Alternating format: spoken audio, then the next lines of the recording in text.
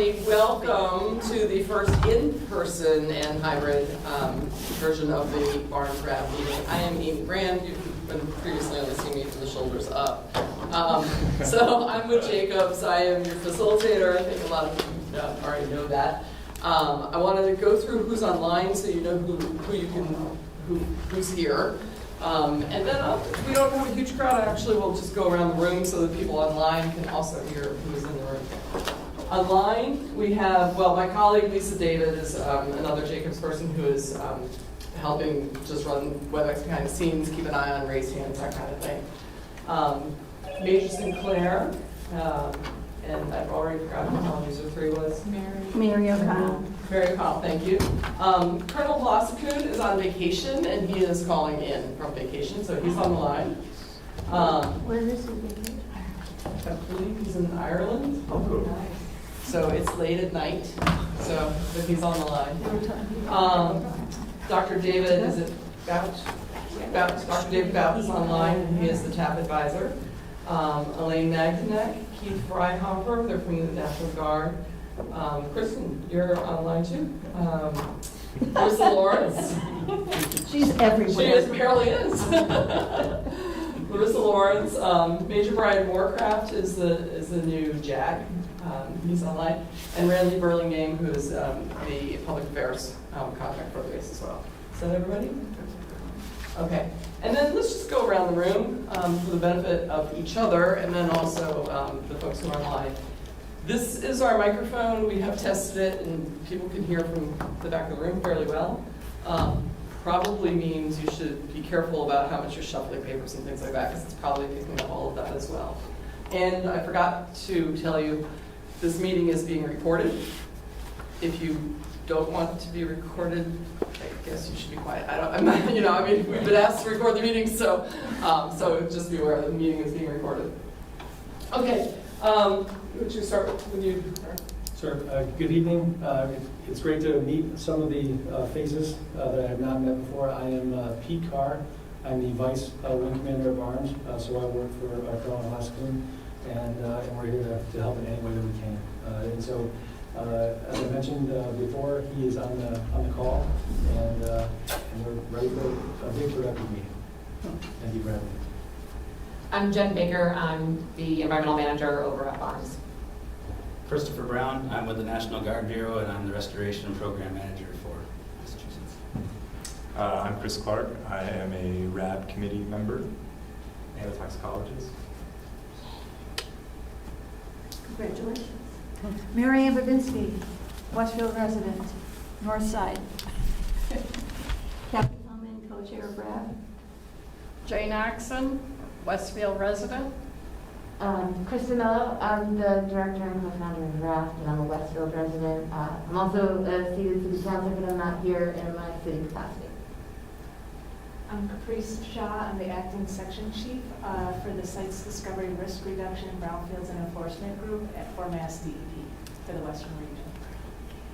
I'm Johanna Phelan. I'm with Jacobs, and I'm here to support Amy. Christine Clark, citizen of Westfield, resident of Westfield. I'm Bridget Matthews-Kane, and I'm here as a citizen of Westfield. Okay, great. Thank you for introducing yourself. Here? We'll go on to the next slide. So I just want to review the agenda really quickly. I'll walk through the hybrid meeting logistics for folks, especially who are on the line. We've already kind of done some welcome and introductions. We'll go through some RAB business, and then we'll focus on the environmental restoration program status update. Next slide. Actually, I think it's on the next slide. Yeah, we'll get to it. Just when we ask RAB questions versus questions from the public. So, hybrid meeting logistics. Go ahead to the next slide. So this is for those of you who are online. I hope that you can see the slides okay. Either you can see them on screen or you received a copy ahead of time. So you can keep your video off. We actually can't see it in the room anyway. We're only looking at the presentation. And that helps just with general bandwidth. You can, however, open the participants list. From that, RAB members can raise their hand to be called on to speak. And both my colleagues Johanna and Lisa both will be keeping an eye on that. And then you will scroll over your name in the participant list to click on the hand symbol that's circled in yellow to raise your hand, and you can unmute yourself when called on. Public participants, so if you're not a current RAB member, we hold questions to the end of the meeting. And for public participants, you can type your question into all co-hosts in the question and answer panel. That's circled in purple to open that up, and I've circled all co-hosts. You can type your question there. And again, we'll be answering those questions at the end of the meeting. Next slide. So if you're on WebEx and you're on the phone, not your computer, hopefully you have a copy of the slide presentation. You can use your phone mute button when you're not speaking, and you can press dial 3 to raise your hand and be called on to speak after the presentation. The host will unmute you after seeing the raised hand. You may receive a prompt to dial *6 to unmute yourself instead of using your own phone unmute. And we will try to do this for the benefit of both the people online and in the room. When you have questions or you're speaking, just identify yourself. So if we're here in the room, people online know who's speaking and vice versa. Next slide. So meeting guidelines, I touched on this. It's part of our operating procedures to facilitate discussion among the RAB members. We have RAB members ask questions at the end of each topic that's presented, and we'll have discussion then. Again, introduce yourself. This says please observe a 2-minute limit. I'm not watching the clock. Just the only reason we say that is to make sure that everybody has a chance to speak. So if you've got 5 questions and somebody else has a question, we want to just make sure that everybody has a chance to participate. Again, public participants, hold your questions to the end of the meeting. There is time at that point. And submit questions in writing addressed to all co-hosts if you're online, and if you're here in the room, just raise your hand. So, next slide. Welcome and introductions. We can unmute Colonel Bosco if you'd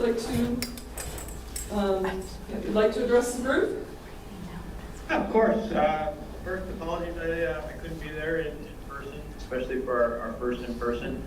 Lieutenant Colonel Pete Carr, of course, is an excellent representative of the base, and I'm sure he can be our outward public face for this first meeting very effectively. But greetings from Ireland. I'm here celebrating my daughter's 16th birthday over here with her, and we're having a wonderful time. But other than that, I think there's some good improvements coming out. Not improvements, but some good announcements coming out from the National Guard Bureau in terms of moving towards our RI, and the funding looks promising. So we're going to talk about that, as well as moving out and the award of the contract for the technical assistance program. So again, I think it's will be a meeting where we can share some news and some progress. Again, as always, the progress is slow, but that's very intentional for a very slow and purposeful chain of events that need to happen before we can get to the full remediation. But we're here to work with the community, and we will continue to do so. Welcome. Thank you, Colonel. And Kathy, so these, I didn't explain, especially since we have guests, every Restoration Advisory Board, or RAB, has 2 co-chairs.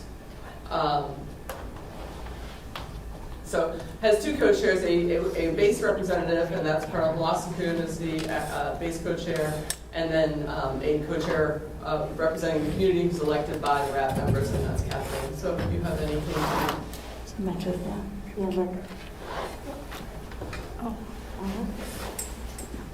Okay, hi everybody. I'm glad to see everybody here, and I'm glad to see you in person. And unlike the Colonel, I am wanting to see this progress and not go at a snail's pace. As a resident here, I'm very concerned about this moving forward, and that we're getting what we need to do to remediate this property. Thank you. Okay, thank you, Kathy. Next slide. So we already did introductions, but I just want to point out some of the folks here. We've already addressed everybody that's in the room, actually.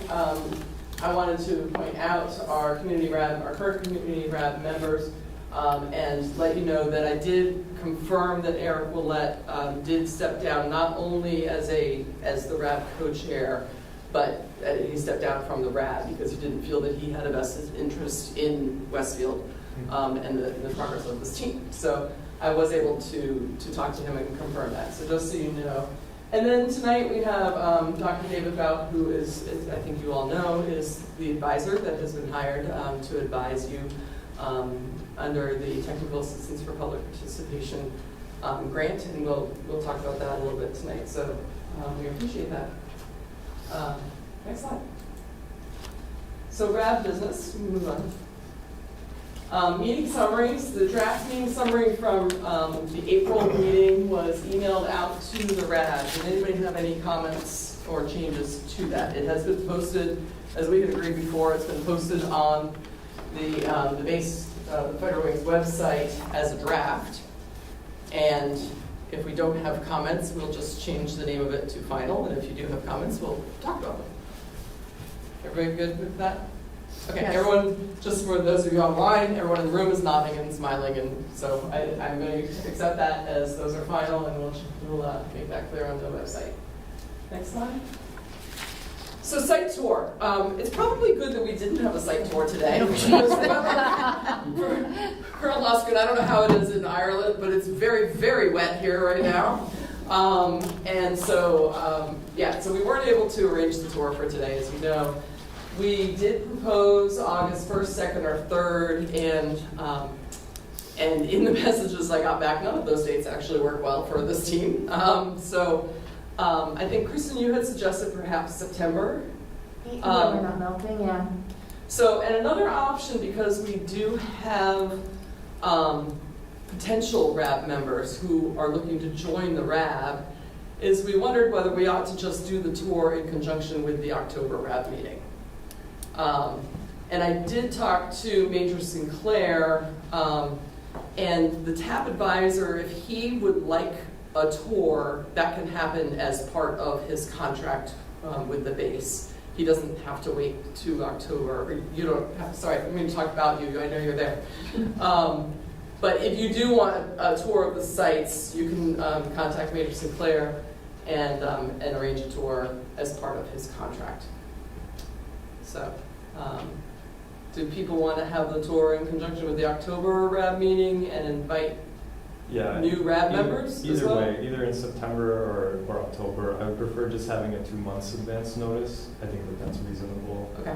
Because it was, I understand that I mean, obviously the weather didn't work out, but internally, since this is quite a sensitive topic, it felt kind of like it was thought of last minute to check to make sure whether or not we could get a tour today, and so I was kind of upset to find it canceled today. And granted, I know that it didn't work out, but it felt like it wasn't registered as a need to do this until Kristen followed up with an email about it. So I don't know the planning side of things, but it just felt like it was kind of forgotten about, and then kind of last minute rescheduled. I think, and Jennifer, you can correct me if I'm wrong, it wasn't forgotten about, and I think it came down more to there are a limited number of people who can do the drive, qualified to drive. Sure. And we ran into vacation schedules. Yeah, the summertime with vacation. So that's really more what the issue was. Yeah. It's not forgotten about. We did discuss at the last meeting that we'd do the tour this time, but we did neglect to follow up and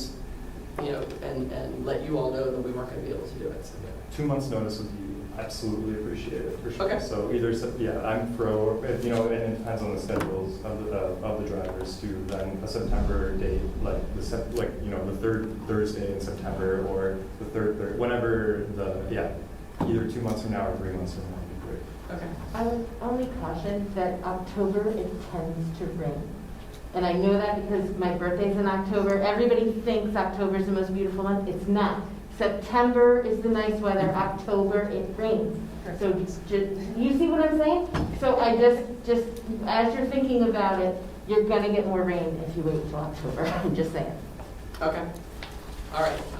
So we'll take that as an action to check on schedules for September and October. Okay, next slide. So we've already talked a little bit about the potential new RAB members. So all RAB members serve for a 2-year term and may continue if desired. You all began in August 2021, so surprise, you've already been on the RAB for 2 years. And so time flies, doesn't it?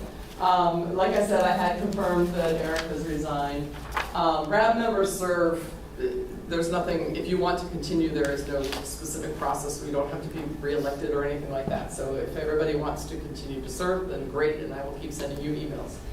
If you don't want to continue to serve, please let the co-chairs and me know that. So we talked a little bit about, let's review what the process is to add new members, and so or to replace members, both. I went back to our operating procedures to check to see what we wrote about that.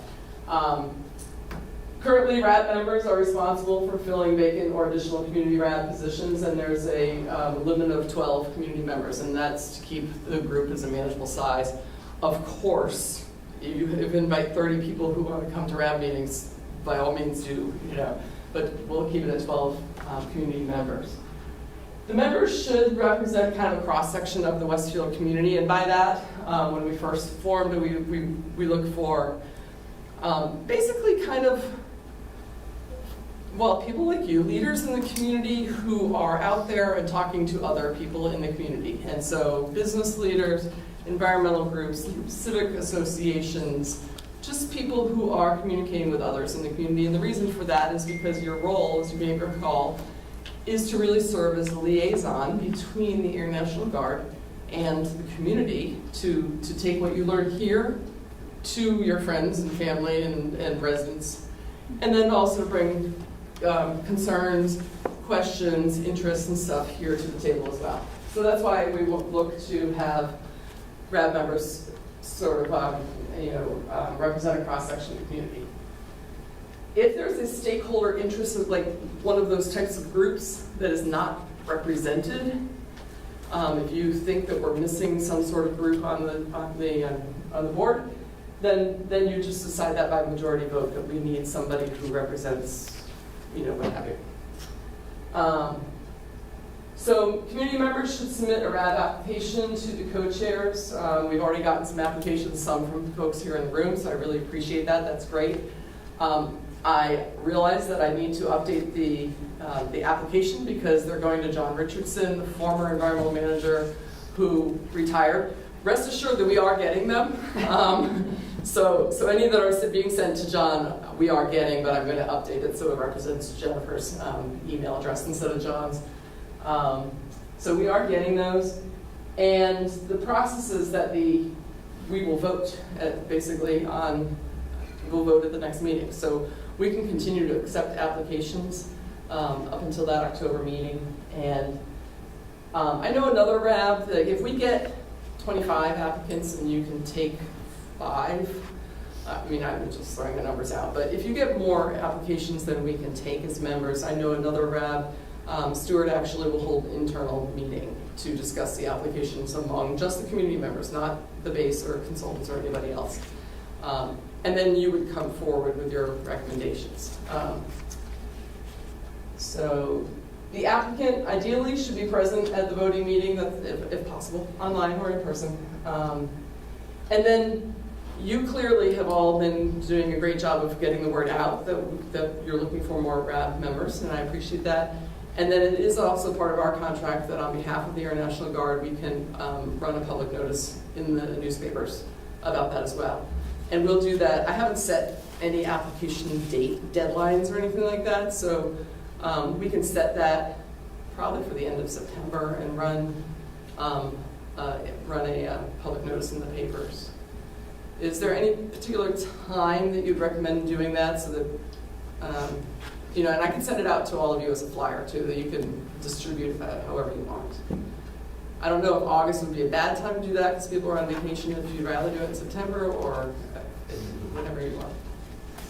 Ready, Kristen? If I may ask, it's Kristen Mello. I am wondering whether or not the RAB application and voting process is going to be like a rolling, continuing process, or is it going to be a biannual, right? Because if we're going to do it biannually, then maybe we send it out in the summer and we stop the collection in January? Like, is there do you want to do it every 2 years, or do you just want to have it rolling and, review them as they come in and have membership a constant, are there any community members to vote on? Yes, no, move on. Like, how do you want to do that? I don't think we put that in our... No, we weren't that specific. So I would think that it could be rolling. I'm just talking off the top of my head, and this is going to be a discussion. I would think that it could be rolling up until you have 12 community members. And then from that point on, well, that could continue to be rolling, but it could be based on when somebody steps down or resigns, then that person would be replaced. It's kind of what I'm thinking. It's really up to you. Certainly every and as members, you have the right to resign anytime you want. We ask you to serve for 2 years, and I think a lot of you would tend to serve much longer than that, which we appreciate. But we tell people from the outset that we're looking for a 2-year commitment. And so, like I said, there's no specific process for saying, yes, I want to continue. It's more saying, letting us know if you don't. So it's really up to you as the RAB community members, if you want it to be rolling or you want it to be... I want it rolling. You want it rolling? Yeah, I'd like it rolling too. Or to make the announcement that the window is open, and then maintain that as a rolling basis. Okay. If any RAB members who are online have any comments on that, you can raise your hand. Hopefully you heard that the community members in the room said that they'd like to keep it rolling. I'm not seeing any hands raised. Okay. Great. Would you prefer that I advertise? Is there a preference for advertising in September versus August when people, Let's say the end of August. Okay. It's the newspaper, we'll do one ad, so I don't know who sees it anyway. Well, I'm able to do one ad in the Westfield, in Springfield Republican and the Westfield News. But like I said, I can give it to all of you as a flyer. You can put it on social media. You can email it out to. That is probably going to be more effective than my writing really ad works. in the papers. and will the new application and process be up on the RAB site, on the 104th site? Yes. Thank you. Yes. Possibly not for 2 weeks because I'm going on vacation Saturday. I just meant before the ad. I just meant before the ad. No. Oh, before the ad, Yeah, for sure. that's all. Absolutely. Yeah. Okay. Thank you. Yeah, next slide. Okay, so our upcoming meetings, we did agree on the 4th Thursday of the month, every 3 months. And we can make adjustments as needed, but I think, so what that means is, if you're not on your calendar already, our upcoming meetings are October 26th, January 25th, and April 25th. I think it's probably July 25th too, but I don't have a calendar in front of me. And we did discuss last time doing hybrid meetings. It looks like we've got lots of participation both in the room and online, so unless I hear from you otherwise, I think that would probably be how we'll continue. I'm getting thumbs up in the room. Okay, next slide. Okay, so this is a status update on the Technical Assistance for Public Participation, or TAP grant. Again, this is a grant that is awarded by the federal. So a community RAB can apply for, I'm telling you because we have some new folks here, can apply for a grant from the National Guard Bureau to have assistance. Basically, it's intended mostly to be a technical advisor who can read some of these technical documents for you and help translate and understand and tell you what they think of them, that kind of thing. So, so this group has obtained a TAP. I believe it is the first that was awarded in the National Guard Bureau. So kudos to all of you, and thanks to Major Sinclair online who did the contracting side of it to make that happen too. And it was awarded to UMass Amherst, Dr. David Bout, to obtain his technical support. This is his scope, and I'm going to warn you now, sir, that I'm going to unmute you to go ahead and speak about it a little bit as well, but I'll go through the scope real quick first. So the scope is to conduct an independent review of completed reports associated with the Westfield Mass PFAS contamination. So these are reports that have been finished in the past, the site inspection, those kinds of things. To provide the RAB with progress reports at regularly scheduled RAB meetings. to provide RAB members and the community a public presentation summarizing the conclusions, including a period for questions and answers. I believe that is planned for the October RAB meeting. And that's correct. okay, great. And then to provide a summary report, minimum of a week before the presentation, and that's so that everybody's got something in writing as well. If you would like to go ahead and talk to us anything more about the TAP grant, welcome to the meeting, and you've got the floor. Sure. So can everybody hear me? Yes. Yep.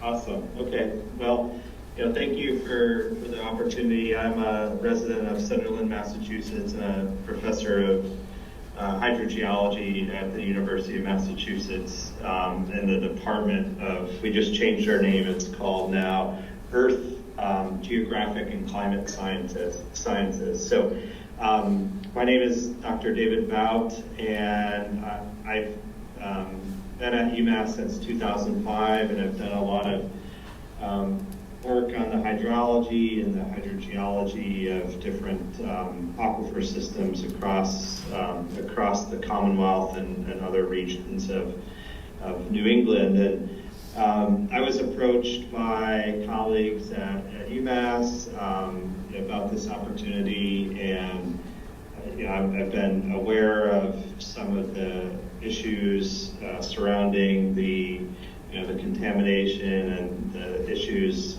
concerning the Westfield community for a number of years, and it's a great opportunity to be able to contribute back to the community in this role. So thanks to Major Sinclair to get some of the paperwork through the university. As you can all imagine, it's a bit of a process, but myself, along with, I have a research assistant that's working with me this summer and fall, Magdalene Brees, who's been helping compile the different reports and documentations and putting together summaries. So we're excited to dig into the work that's been done on the base and off-site of the base to try to understand where are some of the strengths and some of the needed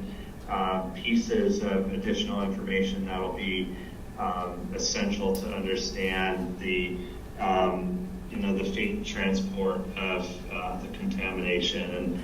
And as was discussed, this will culminate in that presentation and the report to the RAB prior to the October 26th meeting. So I think it's going to be a nice opportunity for us to dig into some of the technical details and to, I hope, have a discussion of where things are at. And again, I'm thankful for the opportunity, and looking forward to connecting with new people on this call and reconnecting with some folks that I've interacted with before. Great. Thank you so much. Appreciate it. Welcome. Yeah, my pleasure. And I'll just say that regarding the site visit, it would be, I think, essential for me to come before that October 26th date. So okay, I'll connect with the folks and try to figure something out. Perfect. Okay, that would be great. Yeah, reach out to Major Sinclair. We did talk about that earlier. That if we didn't have the tour till October, that was probably a little bit late for you. Yeah. Okay. So sometime probably. My August is a little bit crazy, but sometime in September. Okay. Yeah. Great. Yeah. Thank you so much. My pleasure. Okay, next slide. Okay, so additional grant opportunities, and I did talk to Kristen a little bit earlier about this, so we'll discuss that. So Kristen wanted us to put these on the agenda and refer to the TAG grant, and I was aware of the TAG grant as being a federal US EPA grant, technical assistance grant. It's very much like the TAP grant. But that one is provided for technical assistance at Superfund sites that are listed on the national priorities list, which Barnes is not. And therefore, I said, okay, so the RAB is not eligible for the TAG grant. After talking to Kristen, we did a little bit, I realized that I wasn't previously aware that the state of Massachusetts also uses the exact same term, TAG grant, for a state grant. Yes. And that is probably the grant that Kristen was referring to in the first place, and I didn't understand from her email. So the state of Massachusetts also has a technical assistance grant program, and I asked Caprice Shaw from DEP to look into that a little bit. And you've got some information, and then there's... Yeah, it is, so it was dormant for several years, and the last couple of years they resurfaced the TAG grant to help communities, get some reimbursement. I think it's up to $200,000 reimbursable funds that could go towards, retaining contractor or even methods of communication on 21 sites. If you go, the best way I can explain it is if you go to Mass DEP, or if you Google Mass DEP TAG, it should bring you right to our website where it gives you all the information about eligibility, more information about non-eligibility, and also if you have any questions that they should go to both Margaret Shaw at mass.gov or Nancy Fitzpatrick. They did give me a couple dates that the question period is open right now, but it does have an expiration, and that is August 25th, where they can't receive any more questions about the grant process, and then applications are due October 13th. So those two people are the folks that... They're the contacts from Mass DEP, yep, and they'll be able to assist you with any questions regarding eligibility or types of applicable costs and things like that. What was Nancy's last name? Nancy Fitzpatrick. Fitzpatrick. And if you go to Mass, like what I found to be the easiest is to just Google Mass DEP TAG. It should bring you right, it should show you the website, and it opens right up. And both of their contact names and email addresses are in that page too. Okay, It's like thank you. in the middle. Okay. And my understanding is that this is a process, this is outside of the Air National Guard. This is between... outside, it's a state Right. Gotcha. review process. Yep. Okay, great. Okay. Yeah, Kristen, Colonel Glossy-Kuhn here. I wonder if that's something to bring to City Council. It seems outside the scope of the RAB, but definitely something the community should be looking into. So this is Kristen. It is something where the city would qualify, and RAFT would also qualify if the city's not interested. Okay, so the RAB could... No, not the RAFT. Sorry, it's because I have a mask on. RAFT, the community group. Oh, RAFT. Yes, I'm sorry. Gotcha, understood. Yeah. It's a N95, sorry. Okay. The Strategic Environmental Research and Development Program, I don't know how to pronounce that acronym, and the Environmental Security Technology Certification Program. Chris, do you know anything more about that? I do not know much more than what you see on the screen. It's the Department of Defense's Environmental Resilience and Installation Energy and Water Research Program. So it's a research-focused program. Chris, can you elaborate? It's a lot of people, you'll hear it referred to as a CERTIP ESTP. It is the program where that is how the government gets the academic, industry, and other federal agencies to partner and work together at basically accelerating technology that could be useful for restoration in this instance. Because some new technology may be a little too risky for them to go off and just, let's program projects and get those to go off and do your new cleanup technology. So this is a way to get them from research to pilot, bench scale, all that stuff. That's how it goes through there.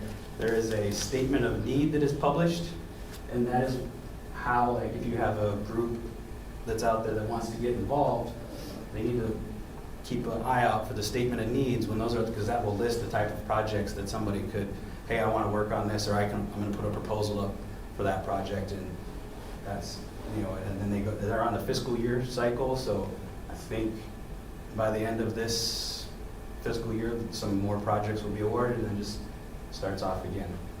So that's pretty much the high level of that program. Okay. And I think Dr. Bout had his hand raised. Do you have a question or comment related to additional grant opportunities? Yeah, specific. I think Chris did a really nice job of. I think it's Chris, right? Yes, that's right. Yes. Did a great job of describing the program. Yeah, it's definitely focused more on translating, more academic research into addressing specific statements of need regarding typically contamination issues around DOE and DOD sites. So I think this particular, if we were thinking about this for let's say Barnes or Westfield, I think the case would have to be made, and it's probably possible that whatever would be pursued would have like potential translation to other sites around the U.S. Great, thank you so much. And then the last bullet on the slide refers to a next TAP application, assuming that everyone's nodding, that I think assuming that you might want to do another TAP grant. I believe you're eligible for, each grant can be up to $25,000 and total is up to $100,000 unless there are hoops to jump through if you go beyond $100,000 eventually. You're not there yet. And so the timing of the next TAP application is something we can talk about probably more when we talk about where we are in the RI process, and you can be thinking about what you want in that, like what do you want somebody to review, and therefore when might you want to apply for the next TAP. Does that sound okay? So we can talk about it more when we get to that part of it. Okay. All right. Next slide. So RAB member discussion, I sort of just took discussion as we went. Are there any other comments or questions on the RAB business that we were discussing? Okay, then we'll move along. Oh, sorry, go ahead, Kristen. Oh, yeah, no, there are, but if anybody else wants to first. Okay, go ahead. Okay, so first I want to say welcome to Dr. Bout. It's good to hear from you. I haven't seen you since the PFAS 101 at UMass. I am thrilled. My first question was, what about the timeline? But I am thrilled to find out we're going to get the report in October. That makes me very happy. I have a request from Caitlin. Would you please, when you come and give your report and your talk, would you bring your aquifer model, because she's dying to see it. Remember the little model that you had at UMass? Is that portable? Sure. Can that be moved? Yeah. All right, so if we could please see that, that would help a lot. That visual is fantastic, and thank you so much. And what else? The reason that I brought up the CERTIP ESTCP is because the papers here from Mr. Owens are about moving interim remedial actions and assessing situations and doing things like groundwater extraction in order to keep plumes from migrating. And so I was thinking about how those affect our base and our situation directly, and I wanted to be able to open that question.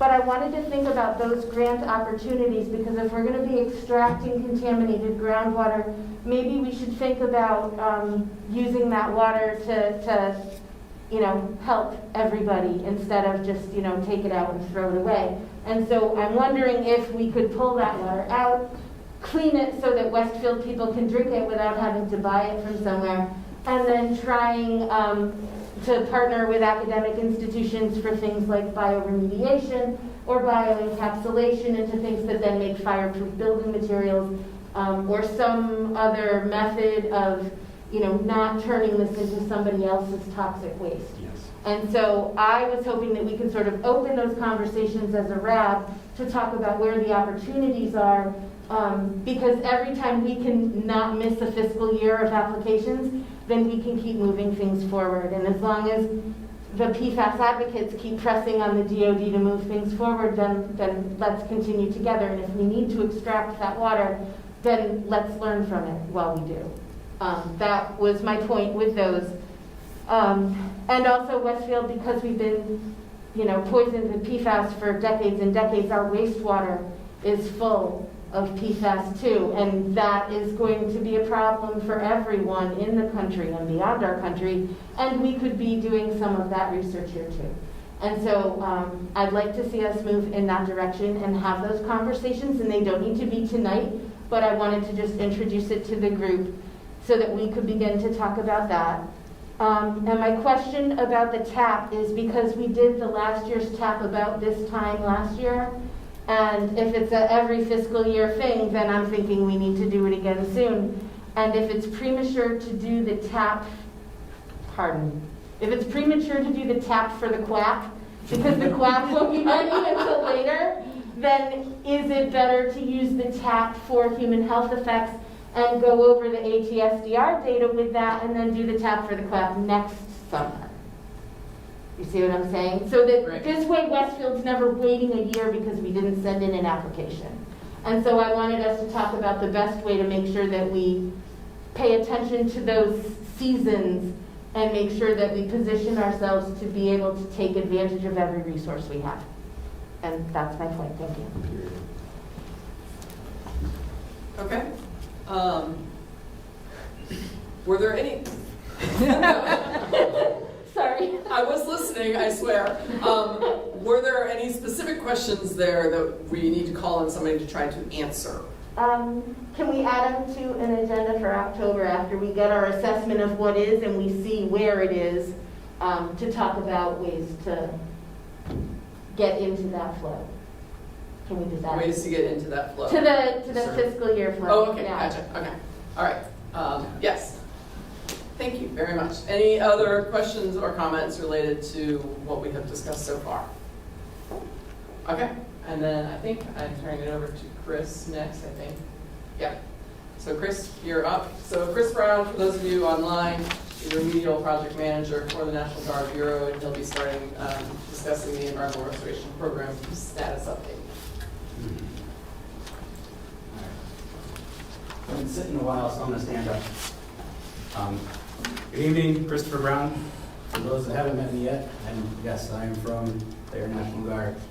And we are here for the Environmental Restoration Program. This is the Air Force's means and methods to go after anything that may have happened due to mission-related activities and all of our cleanup strategies that follow underneath the CERCLA process. And it has been ongoing since 1987, and we have cleaned up 6 sites since then, which I briefed in the previous RAB. Site 2 is undergoing long-term monitoring. It was an old POL area that had some underground fuel tanks, and it has been, many things have been thrown at it, and it's not moving. There's very micro-scale mobility in this LNAPL, which is basically some remaining fuel product that is underneath the parking lot where they grab the fuel. So as we're moving forward, the most likely scenario is an activity and use limitation will be what's going to be proposed, and we're putting together a package and sending it to the city we have to work with the city and the airport, since it's their property, to work and get an activity use limitation put on that site. And we'll have to load into that there will be stipulations that if the use of that area changes, that we might have to come back and continue to do monitoring. But otherwise, we continue to spend money on that little project for a very long time, and it's not really going anywhere. Can I ask you when you're going to be doing that, coming to the city? Do you have a date as to when? I know we've gotten the survey put together. We have to put a survey of where's the actual physical lines going to be, and that should be getting sent. Actually, I think we've sent it to the airport to review, and it should be coming to Megan Bristol as well. I think they're my 2 contacts. Yeah, we've received it up on the base. Jen, I believe I saw that about a week ago. And Jen, are you there or online? Yes, correct. It was, yes, you're right. So if I could just remind everybody, for the sake of everybody else on here in the room or online, to just identify who's who when you're speaking.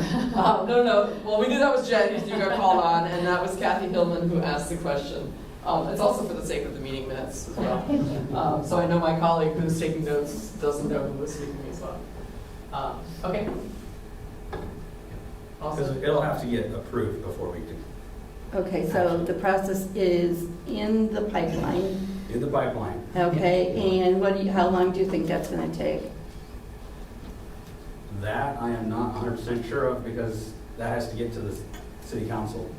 And once you guys get the package, I'm not aware of how that process takes.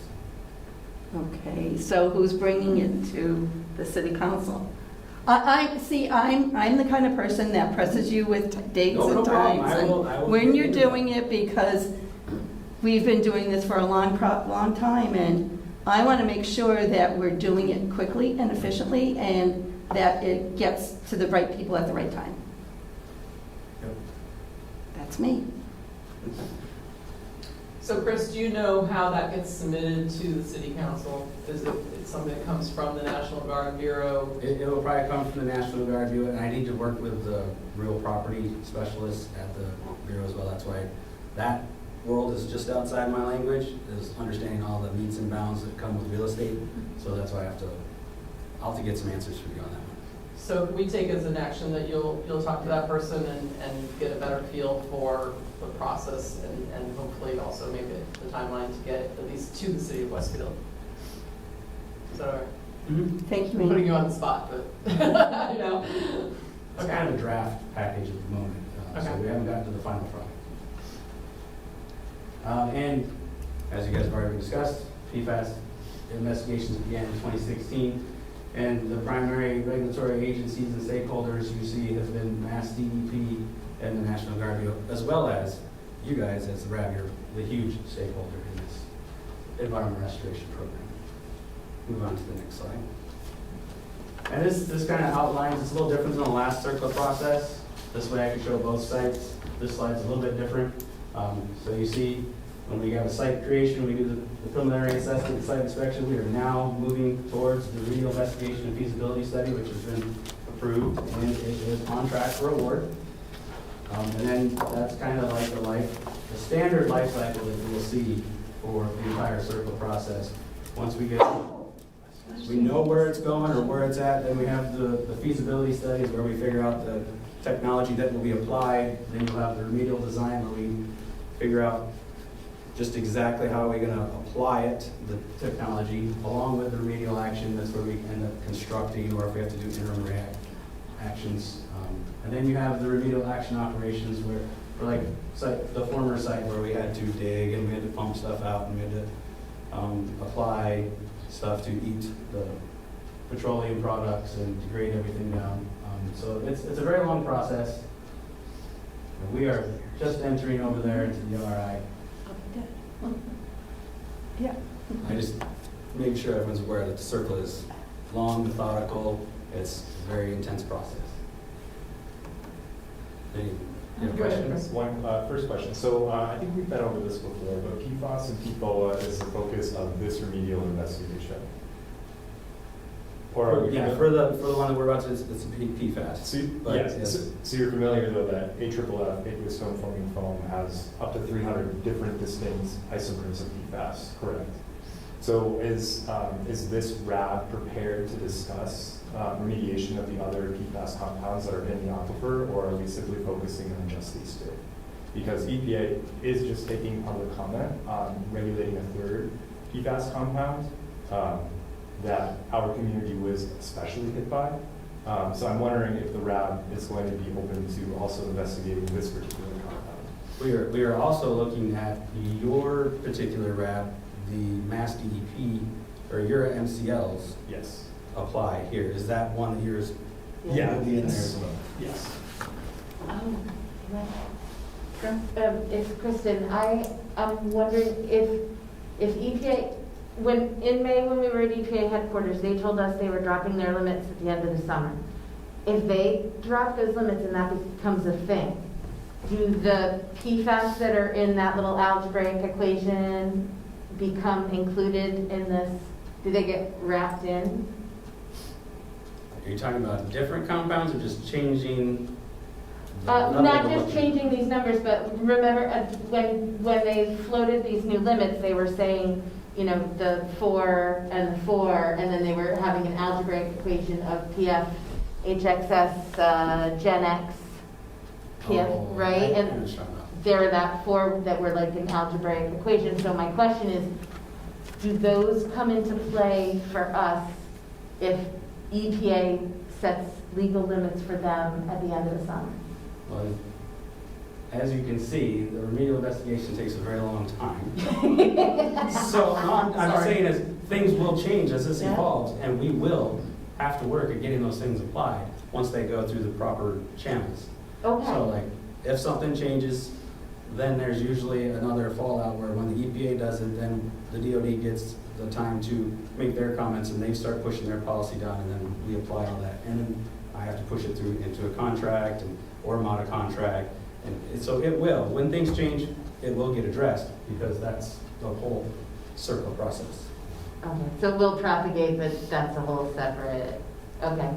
Thank you. And the RI is screening, you know, it's on the next slide, I think, or did I get rid of that one? The whole 1633 is what's being used, that method is what's being used to capture all 40 to look at. But of course, you know, the risk screening levels that we're using are on that DOD list, and it's not all 40, but we use the EPA method that captures the 40. So I know that the ones that you're looking for are mainly in that list.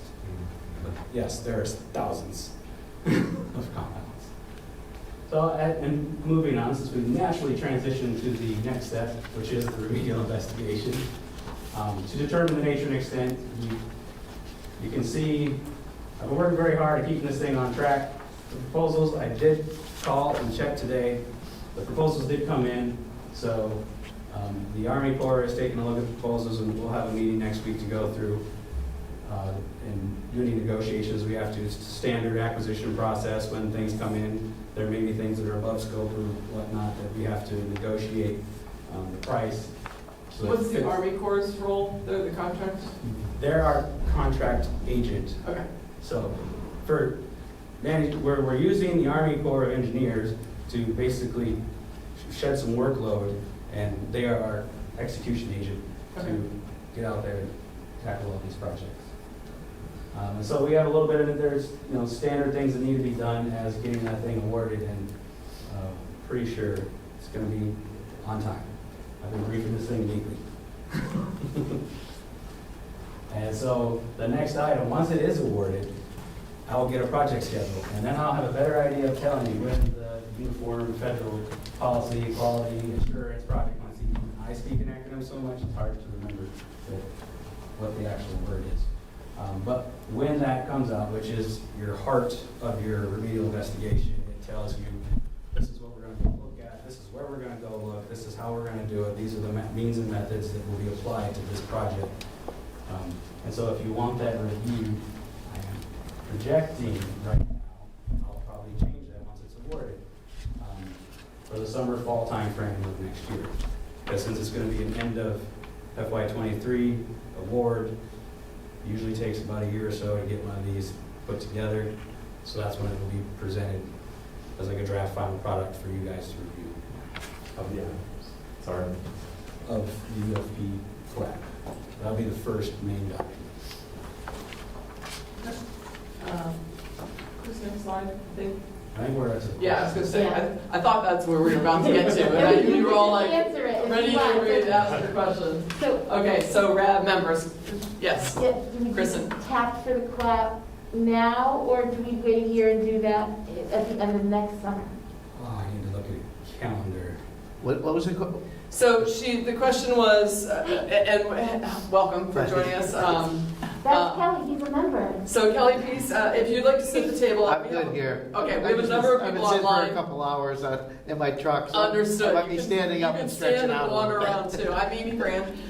For those of you online, Kelly Peace was able to join us. So, and he asked to repeat that question, and it has to do, we were discussing it earlier, the timing for the next TAP grant, if the RAB wants to use it to have an advisor help explain the UFP QAP. So that's what she was saying. do we do tap for the quack now? Which feels like it should be a dance. So I think, and I don't know if Major Sinclair has any input. If you do, let us know. But I know you don't know for sure. So yeah, if we go back for, you don't know for sure when that will be out. Yeah, so that's what I was thinking. Like, in a perfect world, it would be out on that date that I was projecting, like a year from now. But Summer, fall. That would be very tight. So if anything slipped, we're going to cross the fiscal year. Yeah.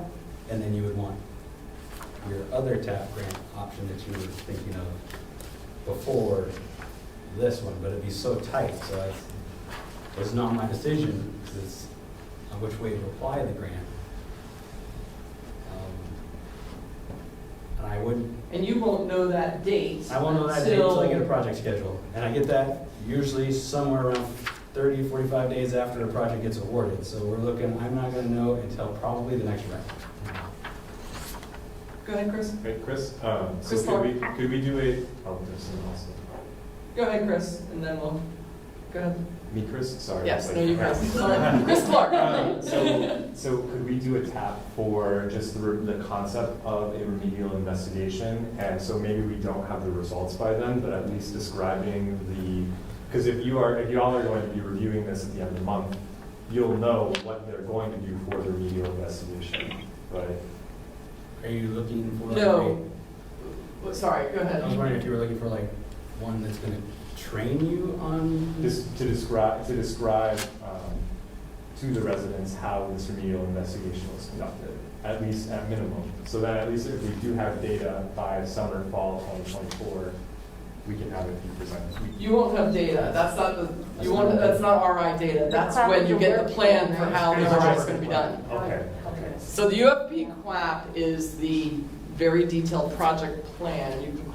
You can jump in, Chris, if you want, instead of me, of how the RI is going to be done.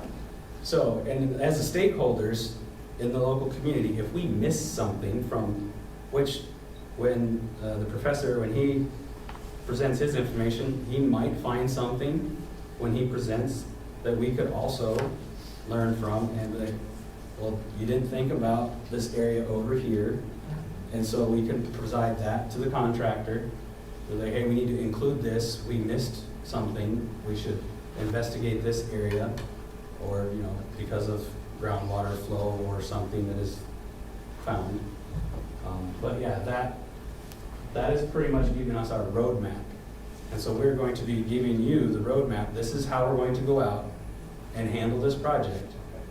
And then in some communities, they can come back with, and that's what they'll identify something that, with all of the surveys, like a good example is well surveys, when you just do the tabletops and you look at all the stuff in a state database, they're not always up to date sometimes. So maybe a comment comes in that actually corrects information that may not have been updated on a database that we've used to put all these documents together to execute the project.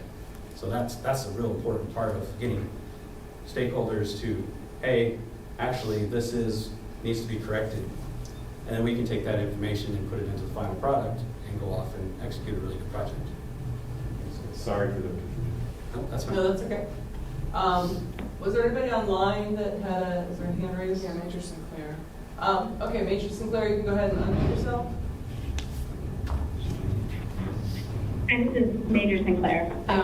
Just for help in terms of the planning process, in order to get a contract through, I need 3 to 4 months from the time that with an approved TAP grant and the funding in order to award a contract.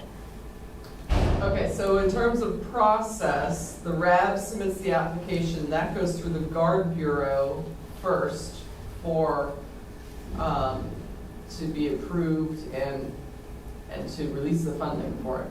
Correct, Chris? Yes, I work at getting you the funding. Okay, and then once that approval is done, that's when the start of the 3 to 4 months that Major Sinclair needs to do the contracting and award the contract. Okay. Does that help, Chris? It's Kristen again. What is the time frame that we have to review the QAP before work starts? Or is there another draft that comes out? Is there a final draft? What You is would be the? receiving the draft final, and it's usually gonna happen at the same time that I send it off to the regulators. So it would be like 30-day review time. Keep in mind, the longer you review the UFP class, Right, the longer it takes takes. before the RI fieldwork starts. So we get the QAP, we have 30 days to go over it, and then work starts. Is that? Field work would probably follow, see, that's why I need the project schedule. Field work will follow probably, oh boy, the following year after that. There are plans and things that they have to write. Because they also got to get the health and safety plan. I mean, there's little plans that they have to do for basically keeping the contractors' work in compliance. This is the roadmap for the technical piece. The rest of it is all the regulations that apply to basically any project. Can I get a copy of that? A copy of what, sir? The schedule, like what? I can get a copy of that once it's awarded. We're not in the awarded yet phase. So you don't award, okay, so you can't break out the schedule? I mean, Yeah. So I can share the big milestones once Huh? it's awarded. It's gonna be 4 to 5 years. it's gonna be a long time. Colonel Wassinger here. Are you all impacted under continuing resolution, i.e. if No, the that WAP is completed in fiscal '24, would you anticipate being held up by any CR going into '25? No, because this will be awarded with the money that we've already got set aside right now. So that shouldn't happen, because that's all about, new starts don't usually happen. But if you've already got something going on, that doesn't impact. Okay, so now, once it's funded, it's falling under previous year's money, 5-year executable? Yeah, I've already got money programmed, set aside. Once we're awarded, we assign the money to it. Okay. I guess my recommendation from the wing side would be to press forward with the contract, and then if it turns out we don't execute it, then we don't execute it. But I would rather have that option open and available, especially with the 4 months. So what we would need is to be thinking about awarding or pushing that contract forward in May of next year so that it would execute inside of fiscal 24. Sarah, what are your thoughts on that? This is Major Sinclair. Yes, sir. It would depend on if it's a summer time frame, then assuming July, you would want something closer to the March, like it all approved, so I can work on the contracting part starting March-ish. And then that way you get all in that 30-day review period and you just build extra time into the contract duration. If it's the fall and you assume like a September, then you're back to, I believe it was June. Okay, so I don't think there's any harm other than maybe some wasted time if it doesn't come all together. But I think it would be better to be prepared unless there's any dissenting voices out there. Colonel, you think we should go with a tap clap, with a clap tap? Is that what you're saying? I think we're in the position where there's a chance that the tap clap would be needed inside of 24. So we should contract accordingly, and then if we don't execute that contract, then we don't execute the contract if the QAP isn't ready. But then we would have to resubmit in fiscal 25, and that'll be delayed just by the nature of we have to wait until September or the end of September to be able to submit that contract inside of 25. I'm sorry, it's Kristen again.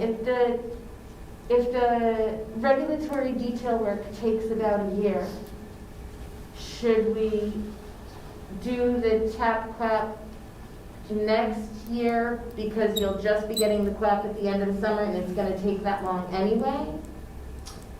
Or should we just do the tap clap now and then push it if we need to next year? Right. I guess my feeling is to get the contract written, to be ready inside of 24, and then if we have to write the contract in 25, we'll do that as well. And then if we have to do 2 contracts inside of 25, then we'll do that as well. But better to get ahead of the need, just like you had said earlier. And the TAP, granted, it's work on the wings part to put these contracts forward, but the TAP is not a one and done inside the fiscal year. We could do multiples. It's $25,000 a year. So if there's multiple needs, we could do multiple contracting actions. Okay. Thank you. All right, thank you very much. We'll make sure that we're ready to go. Major Sinclair, Okay. looks like your hand is still raised. I don't know if you had any other comment or if that was just still raised. I'm sorry, it still was raised. I didn't Okay. hit the button to take it up. Okay, and And then, Sarah, please keep me honest on all those contracting comments I have. My knowledge is broad but not deep, if you will. okay, and Chris, Everything you said was good. okay, Chris, I'm going to ask you to clarify one thing that I didn't quite understand. So when and maybe I'm the only one that didn't understand it, but when the UFP QAF is submitted to the regulators, it can go to the RAB at the same time. If they've got their grant all set, they can have their advisor review it. You mentioned 30 days, so that's a 30-day review period that the DEP has it, and that the RAB and the advisor would also be reviewing it. And then the year is that's not a year-long review process. That's the year that the RI contractor is getting ramped up to get in the field. Is that right? Because first we'll get through developing the work plans, then they'll get out and they'll go out and sample, and then when the samples come back, that's when we're going to start getting data. So that's the long process. Okay, so I just wanted to clarify that that's not a year-long process that we're reviewing. Maybe I'm the only person that misunderstood that. Okay. Other questions from the RAB on this process? Did that answer, I think it helped answer the questions on when to submit the TAP, even though there's obviously a moving ball there that we don't know yet of when that document will be ready to review. I have another follow-up question too. Okay, Chris Clark. Hi, Chris. So I also am curious, so these TAP grants, I know we've talked about it before, but can you re-clarify what our eligibility is? Ultimately, we're eligible to apply for TAP grants for professionals to review documents and information to explain to the community. Does that include health effects? To explain, well, not to monitor, but to explain. Right, so the associated health effects of these compounds that are on the base, can we apply for a TAP grant that directly, that basically someone would go through to describe potential risks and health effects from exposure to the compounds that are found on the base? Yes? Excellent. Yeah, we might want to just double check we did a presentation that had a chart of what is eligible and what's not, that came right out. Yeah, we might want to just take a double look at that. The health That came right effects out. are in there, but you can't take new data. Okay. Right, that's true. You can explain what's already there. We can't use that money to create new data. Okay. Right. That's the simplest way to remember the TAP grant. Okay. You can explain things that have already been done to get down to words that everyone will understand outside of the academia.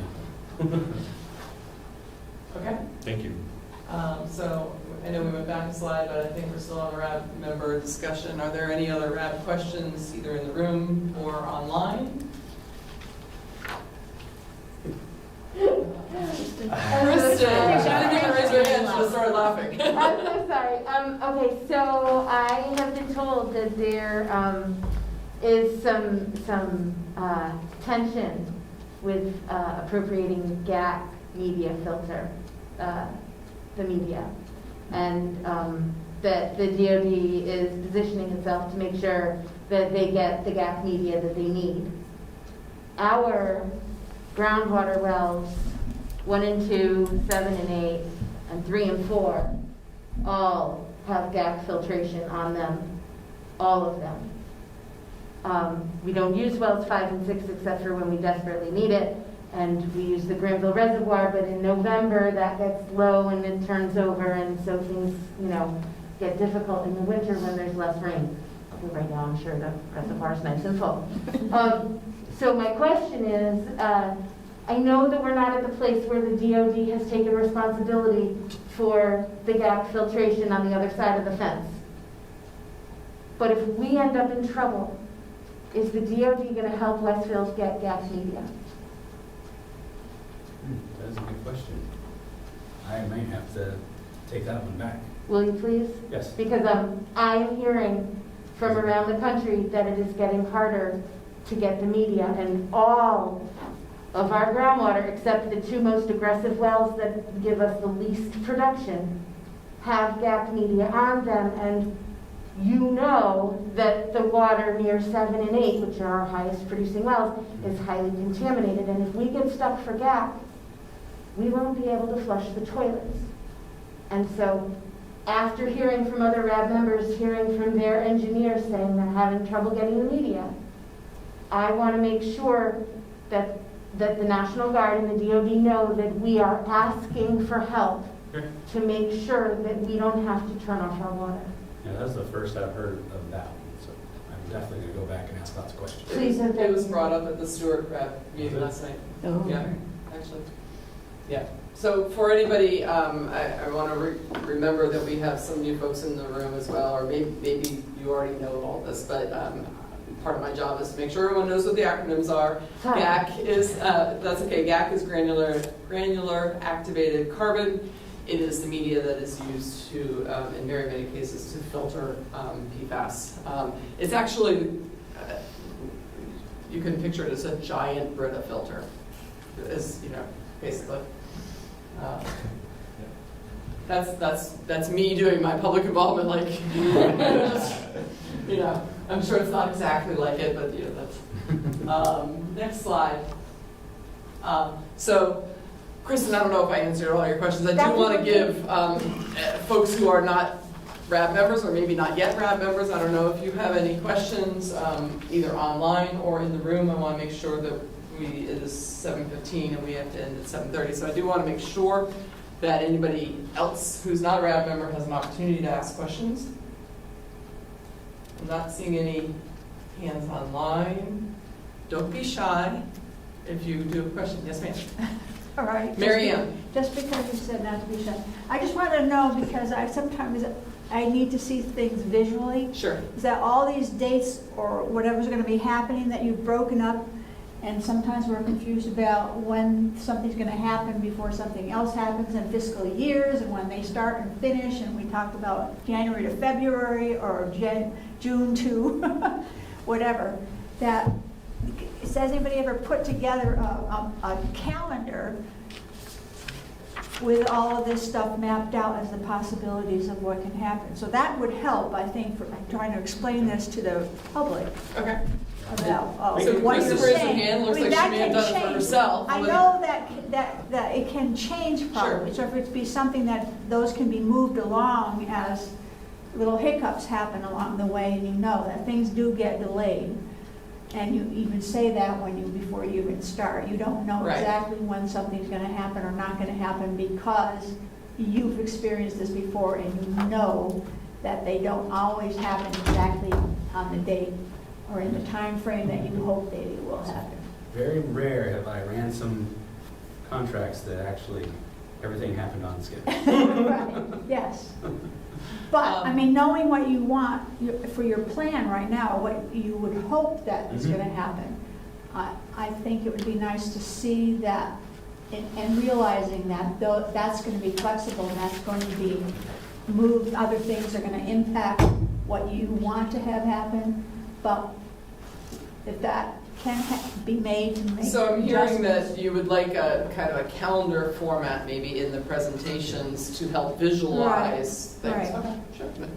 And like when he was saying, Is Kelly Peace for those online? sorry. No, that's okay. And he was saying earlier, and again, like, you got to put out to bid or whatever what you get the money, and then the colonel is saying, hey, why can't we do that ahead of time, right? So when I'm looking at 3 to 6 months, is that baked in there, that time to go out there? Are we saving time by starting to jump on ahead of this a little bit, or what?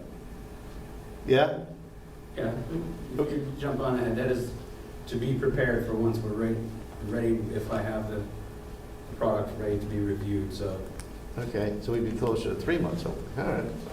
Well, what I'm hearing is we would have the TAP grant all set and ready to roll and award as soon as you know you're going to have a product ready for the advisor to review. It's definitely better to be proactive, have things on the shelf, ready to go. Someone says I got money, and I can go after and help you spend it. And remember, we got as before, as we go through some of this process, make sure that we're doing very timely engagement with like our local officials, right? Like the Richie Neals and stuff, to whoever the grant process is. At federal level, we're going for these grants, right? The tap is better. Yeah, so I mean, we want to make sure that we're engaged, I think, as we've been in the past, with our representatives as these are going forward, to say, give me a letter to support us, just like we do with state stuff, you know? And Elizabeth Warren and Markey. So anyway, we just got to make sure that we keep that in mind and don't forget that little piece, because it might help. Might just be that little bit of weight that helps, you know? Thanks, Kelly. Kathleen? I have a question. How are you going to inform us as to how this survey and this information is going to come down to us? How are you going to inform us that it's in the process? You said it was in the process to get to the city council. How are you going to inform RAB of where it's sitting? Oh, I can, if you don't want me to wait for the RAB meetings, I can get messages out to you through the email list. You can email. That'd be perfect. Thank you. Just so we know. Mm-hmm. I mean, I know that, the big one is always at the RABs, but I can send emails to the mail list anytime. That would be awesome. And I it's Kelly Pease, and I appreciate the, we get the updates or whatever, and I don't obviously provide much input because Kristen usually covers most everything. So but Okay. Can I ask another question? Go ahead, Kristen. It's Kristen. I'm just wondering, and Colonel, let me know whether or not this is okay. Can we do the community member vote for the quack tap before we leave, so that we don't have to do that thing where I email every single person and say, do you agree to do this, so that the Colonel and I can move forward with our stuff? I think that's fine. So we just have to have a document, we have to, well,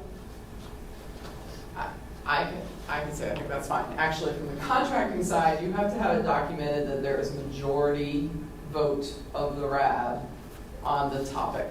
Of the community So, members. of the community members of the RAB. So, I guess between you, Chris, and Major Sinclair, if we do that vote now, and I say out loud, and we put in the meeting summary, how many people voted in favor, will that cover our contracting needs? I might have to ask Major Sinclair on that one, that's contracting. Major Sinclair? It's a good idea.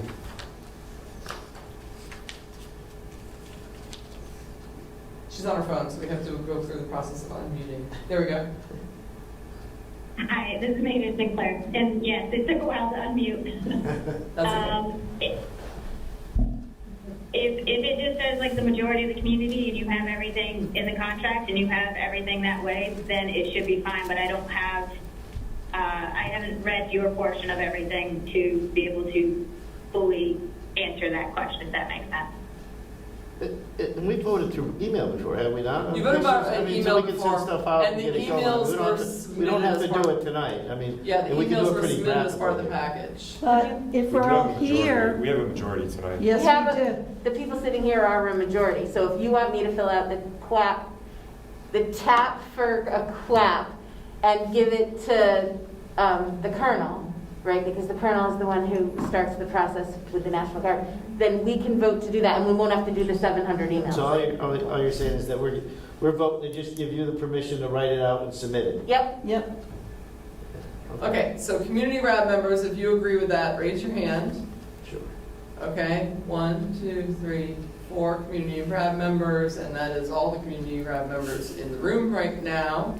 So, and there aren't any community RAB members online. And we have 7. And we only have 7 now because Eric left. Okay, so you do have, so just, we'll make sure that goes into the meeting summary too, and this is being recorded, that you do have a majority vote of the RAB. Oh, and by the way, To do a tap on a quack. and defend the senator, he was still in session when I left the State House today, so. He wasn't allowed to vote last time anyway. Okay. Yes. Okay. Okay. Thank you. That saved us like 10 emails. Yes. That's right.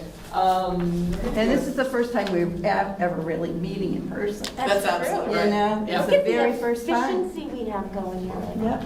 Let's move on. I think there's a slide or two at the end. It's 7:22. So I just want to share contact information, and you guys have copies of this presentation. But if you need to contact the base, we can go through Randy Burlingame. His email is there. Kathy is the community co-chair. Chris Brown's email is there, and Gregory Shaw's as well, and phone numbers. And websites, we can provide these to you for. I know Kristen has the email address or the website address for the Mass DEP tag grant because you sent it to me. So we can share that with the RAB as well if everybody wants to have that website. Are there any others that you're burning? Okay. Next slide. Closing remarks. Thank you all for coming. Okay. Kathy? Colonel, you have any closing remarks? Colonel Boskin? There we go. Another great meeting. Thank you, everybody. We're, again, just very, very happy to be able to work with the community to come around to resolution of this. And I know the timelines are frustrating. But I do think that getting things down on a calendar, maybe a timeline type format that maybe integrates what the states and the federal fiscal years kind of overlay on, maybe just a 5-year look from where we're at, and then put some milestones on there. Again, it's going to be a long road from here, but we are ahead of the wave, and I intend to keep us ahead of the wave, because just like Kristen said, it pretty quickly becomes a battle for resources, and it doesn't matter if it's the activated charcoal or the money that's available for RIs or the money that's available for remedial actions. We are on the front edge of this, and that's where we should stay, and that's where we should work to stay. And as both federal agency and members of the community, the way to make that happen moving forward is through constant political advocacy, right? Because money is spent not by this base, not by this city, but by our federal government. So engaging politically and getting the community activated and moving is how we can work together to solve this problem. Thank you, Colonel. Thanks, Colonel. Okay. And with that, I'd say the meeting adjourned. Thank you, everybody, for coming out. I really enjoyed seeing people in person. I know you saw me online, but I enjoyed seeing you in person. So thanks for coming. Thank you. Nice to meet you.